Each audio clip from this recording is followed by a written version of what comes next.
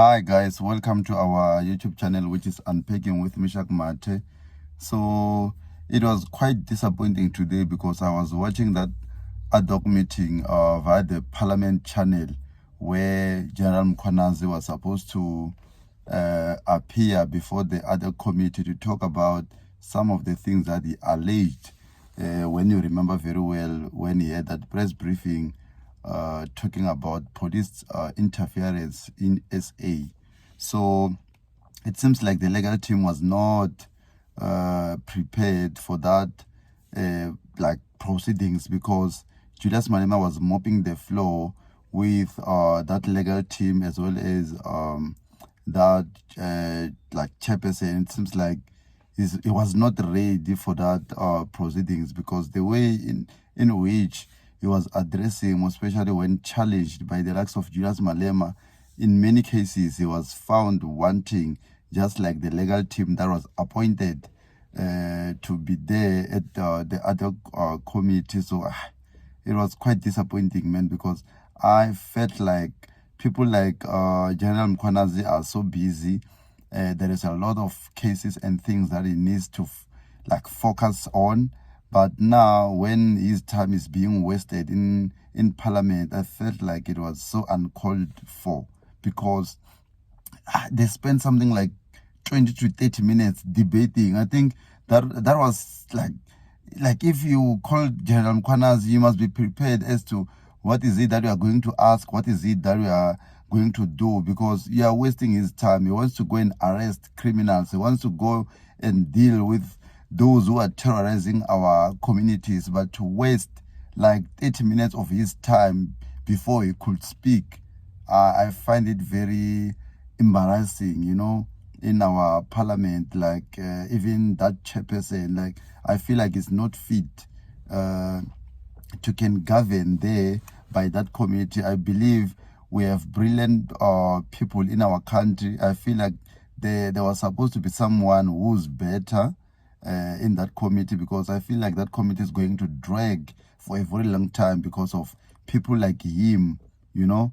So I just prepared a video where you will see where Julius Malema was mopping the floor with that chairperson and the legal team, where he was saying that they shouldn't proceed because there was no original statement from General Mkhwanazi, and then other people went as far as saying that Mkhwanazi should just say that it is his statement that he submitted to the Madlanga Commission, because it shouldn't be like that, because Madlanga Commission, it's another entity, and then this other committee, it's another entity, so it should be treated with that respect. You cannot now say because we are checking exactly what you submitted to Madlanga Commission, then what's the point of this committee if now you are going to do as Madlanga did? So I think Julius Malema, in his defense, Chair to administer the oath. Chair. Honorable Malema. Thank you very much, Chairperson. And good morning, colleagues and General. I don't understand on which basis do you want General Mkhwanazi to take an oath? Because before us, we have no statement of General Mkhwanazi. We have a supplementary statement. Supplementing what? Because he must first depose to us a statement, and if there is anything to be supplemented, it should be done so. The statement we have is a statement he disposed to the commission. We have said to this legal team, time and again, that we are not a junior committee of the commission. There is no statement of General Mkhwanazi before us. There is a statement of General Mkhwanazi to the commission. And therefore, in the absence of his statement to the Ad Hoc Committee of Parliament, on which basis do you want him to take an oath? You should know, Chair, that a supplementary statement should be supplementing the original affidavit, if you wish to say so. There is no such. And therefore, General Mkhwanazi is not proper before us. And this legal team has failed us because in the deliberation, we made it very clear, if colleagues are honest with each other, we repeatedly said, we cannot use the statement of the commission. We are not a junior of the commission. We have nothing to do with what the commission is doing. We are a parliament, a committee of parliament. Now you want to use a material that is being used and sourced by a commission established by the executive in this separate arm of the state. It is wrong, it is unconstitutional. We have to do things properly. And the proper way is, there must be an original statement to us as an ad hoc committee. And if they so wish to be a supplementary statement, let it be. I even said, it doesn't matter, Chair, in that meeting. I said, we can even say to General Mkhwanazi, the first pages of that commission statement, where the statement is directed to a commission, they can be amended to say the ad hoc committee of parliament. And we have something that is directed to us, which will become our property, which will go into the archives of parliament as General Mkhwanazi's statement to parliament. In the history of this parliament, when our children and grandchildren and children of children are going to be looking for General Mkhwanazi's statement to parliament, they won't find it in the archives. So it's not proper before us. And the legal team is to be blamed, not himself. Thanks.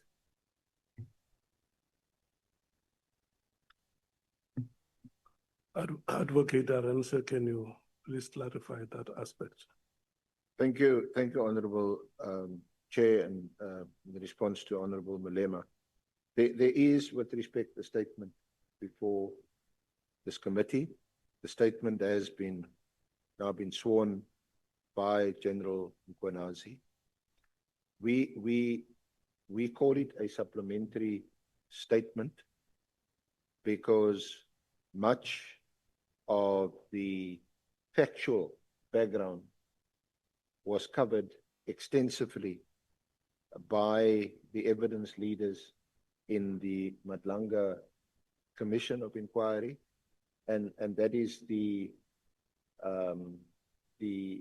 3 volumes you have before you, or 3.1 and 3.2, which contains General Mkhwanazi's statement and the annexes to that statement. At the Madlanga Commission, General Mkhwanazi gave evidence under oath, although his statement was not declared under oath.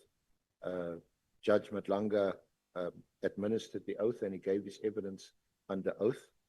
And it would therefore be quite surprising that his evidence before us today would differ materially from the evidence that he has already given before the Madlanga Commission. I acknowledge what Honorable Malema is saying about us not playing second fiddle to the Commission, as it were. But the fact of the matter is this. After Parliament decided to appoint this ad hoc committee and the appointment of ourselves was finalized, the Madlanga Commission had also been proclaimed by the President, and their evidence leaders got hold of Mkhwanazi first, and they started to take a statement from him, which they did, I think, General Mkhwanazi, over a period of some 2 weeks. You will recall, Honorable Chair, that I engaged with the evidence leaders for the Madlanga Commission. You engaged with the chairperson, Justice Madlanga, in relation to when General Mkhwanazi could become available to us. Given your terms of reference, you will recall this committee insisted that this hearing can only commence by us calling General Mkhwanazi first. So for a period of some 3 weeks or more, we were constrained or prevented from engaging with General Mkhwanazi to take a statement from him because he was unavailable. He explained his unavailability to you, Honorable Chair, and to the committee, and asked to be excused. As soon as he concluded his evidence before the Madlanga Commission, he indicated to us that he was now available to be consulted, and which we've done. Our consultation covers the evidence and the statement that he gave at the Madlanga Commission. We've attempted in this supplementary statement to avoid repetition. Much of what General Mkhwanazi has been heard by honorable members of this committee, by members of the public and the media. In fact, his statement was his redacted statement was also made available to the media. So that is the approach that we've adopted, Honorable Chair, to this inquiry. What honorable members, Honorable Chair, what you will find different to what was done in the Madlanga Commission is that there'll be a lot more engagement with General Mkhwanazi in relation to the issues that forms part of the terms of reference of this committee and not necessarily before the Madlanga Commission. So General Mkhwanazi has been alerted to that, and we've consulted him about it. And different versions will be put to him as opposed to what was the case at the Madlanga Commission. So it is not only appropriate but necessary that we've incorporated the Madlanga statement as part of his statement before this committee, so that the record will indeed in years to come show that incorporated as part of General Mkhwanazi's statement to this committee is also the statement that he made to the Madlanga Commission. Thank you, Chair. No, before I take the hands, I think what the honorable member wants to know is whether the sworn statement that General Mkhwanazi made at the Madlanga Commission, does it enjoy precedence over this? Because the understanding is that it is supposed to be an annexure to the statement that he has made with yourselves.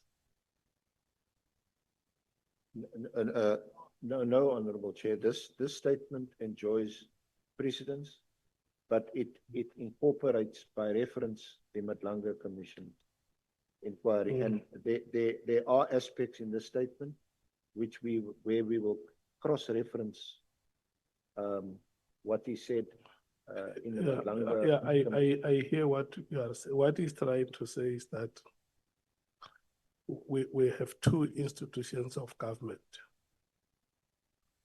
Parliament and the executive. And then Parliament has appointed an ad hoc committee. We have more or less a common list of witnesses.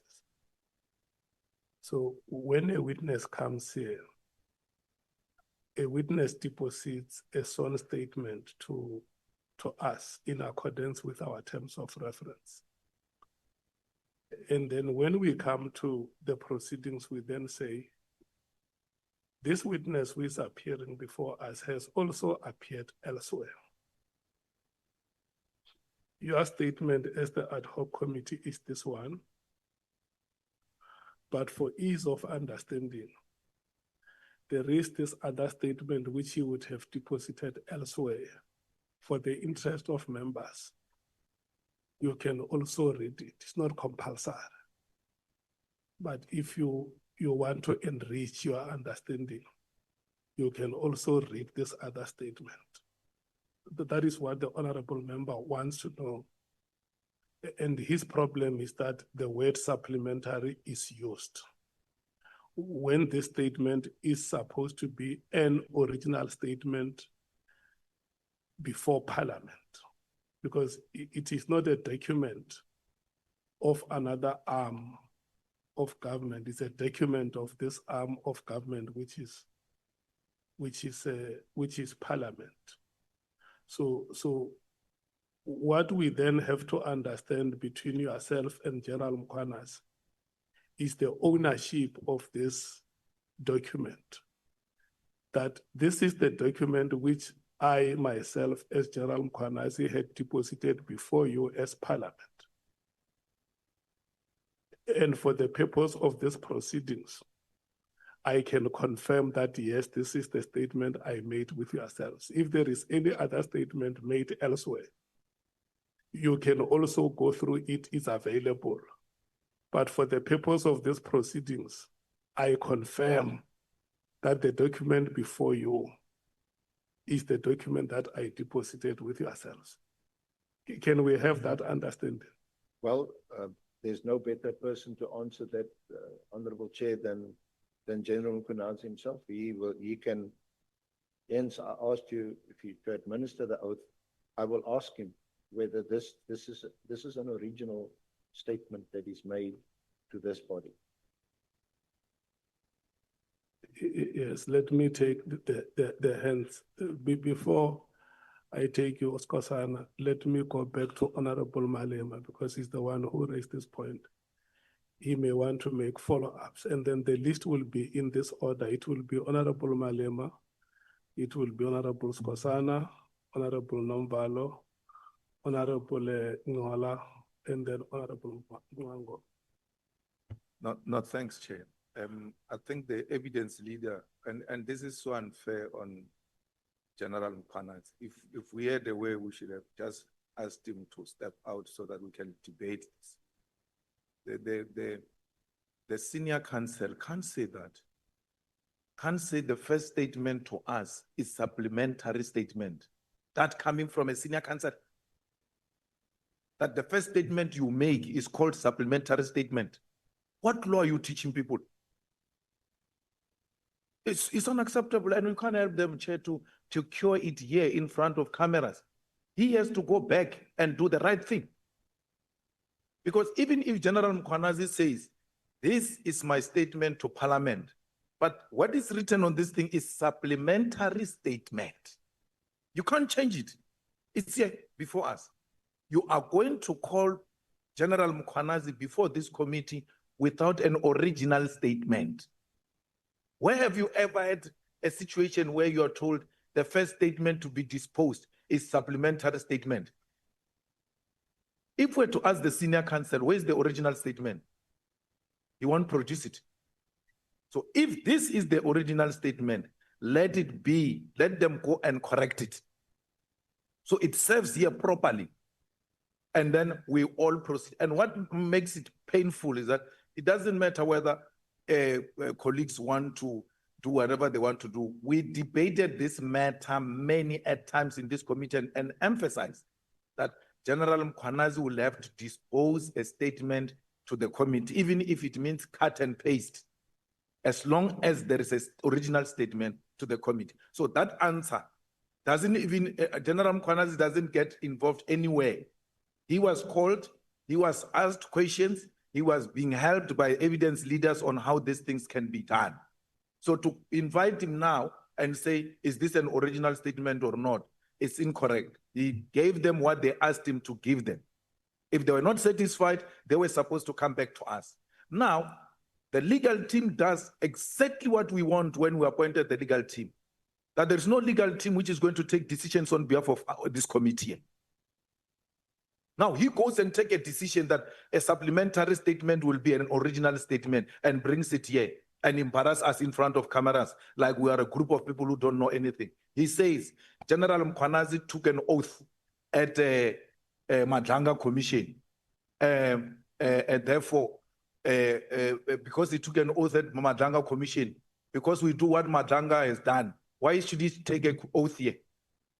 If that's how it works. He disposed the statement at Madlanga. His statement at Madlanga is the statement before us. We must accept that. We must also accept Madlanga's oath. Going to take an oath twice on the same statement. On the same statement.